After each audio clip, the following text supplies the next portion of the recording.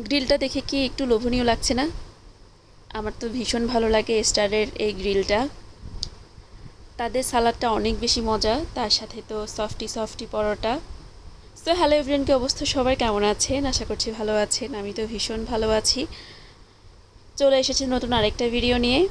আর এই ভিডিওতে শেয়ার করব আমার কি নতুন অভিজ্ঞতা হয়েছিল আর অনেক বেশি ভয় কাজ করতেছিল। তো এটা ছিল প্রায় এক সপ্তাহ আগের ভিডিও। আমি যখন রেডি হয়েছিলাম, গুঞ্জনকে রেডি করিয়েছিলাম, আমি একবারও বুঝতে পারিনি যে বাহিরে ঝড় বৃষ্টি হয়েছিল। বৃষ্টি হয় নাই, ঝড়টা হয়েছিল। তারপরে আমি যখন বের হব ঘর থেকে, কারেন্ট চলে গিয়েছিল। ভাবছিলাম এমনি নর্মালি কারেন্ট চলে গেছে। তো বাহিরে যখন দেখি পুরো রাস্তা অন্ধকার, নিচে পাতা পড়া, তখনও বৃষ্টি ছিল না ওরকম, জাস্ট তখন হালকা হালকা পাতা, গাছের পাতা নড়তেছিল। তাও একটা ভয় কাজ করতেছিল, ছোট বাচ্চা নিয়ে বের হওয়া। আমি তো খুবই ভয় পাইছি, যে মানে চিন্তা করতেছিলাম যে চলে যাব কি বাসায়, নাকি সামনের দিকে আগাবো। এই যে পুরো মানে এলাকাটা পুরো অন্ধকার, এই জন্য আমার একটু আরও বেশি ভয় লাগতেছিল। বলে গুঞ্জনের বাবা বলে এটা কোনো সমস্যা না, চলো কিচ্ছু হবে না। পরে তার সাহসে মানে ভয় না পেয়ে গেছি। তাও ছোট বাচ্চা, একটা চিন্তা তো থাকেই। আর গুঞ্জন তো অনেক বেশি মানে মজা করতেছিল বাবার কোলে থেকে। সে এগুলো বেশি মজা করে, কারণ সে একটু ছোট বাচ্চা না, অত ভয় পায় না বা ভয়ের কিছু বুঝে না। লাইট দেখে, গাড়ি দেখে, তাদের আনন্দটা হচ্ছে। তো যাই হোক, আমরা বের হয়ে গিয়েছিলাম স্টারে। অনেক দিন ধরে স্টারে যাওয়া হয় না। আমরা হচ্ছে যে বৃহস্পতিবার বা শুক্রবারে বের হই, কারণ অন্য দিনগুলোতে গুঞ্জনের বাবার অফিস থাকে, সে টায়ার্ড থাকে, ওই জন্য বের হওয়া হয় না। তো যাই হোক, যাওয়ার পরে তো গুঞ্জনের বাবার পছন্দের খাবার, এখন আমারও পছন্দের খাবার গ্রিল। তো সে হচ্ছে গেলে গ্রিলটা সবার আগে অর্ডার করবে। আর গ্রিলটা অনেক বেশি মজা ছিল, যেটা সত্যি কথা। ওই দিনের গ্রিলটা একটু বেশি সফটি ছিল। আর পরোটাটা তো এমনি অনেক মজা, তার সাথে তো সালাদ।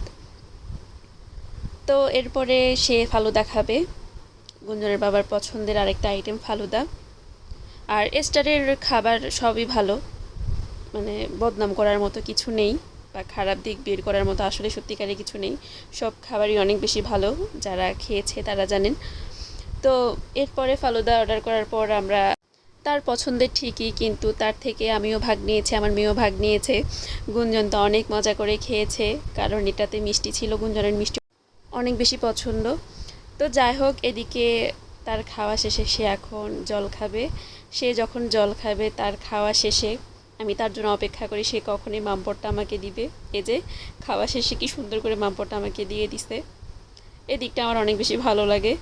তারপরে এই যে সবার শেষে পছন্দের চা, স্টারের চা কিন্তু সত্যি অনেক বেশি মজা। আমি তো যেদিন প্রথম খেয়েছিলাম, আমি তো অনেক বেশি প্রেমে পড়ে গেছি। আমি যখন স্টারে যাই তখন আমি চা খাবই।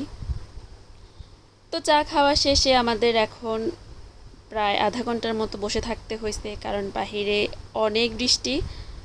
প্রায় 1 ঘন্টার মতো বৃষ্টি হয়েছে আমরা স্টারে ঢোকার পর। সবাই বসেছিল, সবার খাওয়া দাওয়া শেষে মানে বের হব যে তার কোনো সাহস আমরা করতেছিলাম না। যদি গুঞ্জন না থাকতো তাহলে বের হয়ে যেতাম।